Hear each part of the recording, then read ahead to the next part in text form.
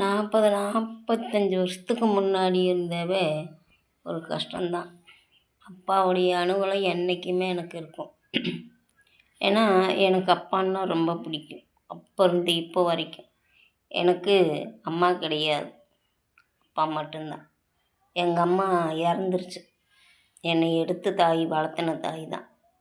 அதனால் மகனுக்கு ஒரு விதம்தான், எனக்கு ஒரு விதம்தான். இந்த சிறகடிக்கும் ஆசையில் வெற்றி செல்வனுக்கு, அதாவது அது நாடகம், சீரியலு, இது நேருக்கு நேராக நடந்தது.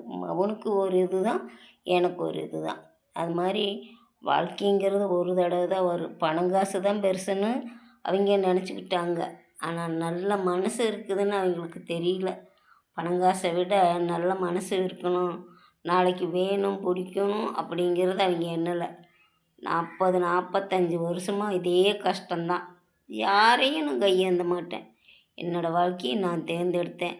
நானே இருந்து என்னுடைய வீட்டில் நானே வாழ்கிறேன். சரிங்களா? நான் யாரையும் துன்புறுத்தவும் மாட்டேன். என்னுடைய வாழ்க்கையை நான் தேடுறேன். நான் என்ன சொல்கிறேன்னா, மற்றவங்கள கஷ்டப்படுத்தாதீங்க யாராக இருந்தாலும்.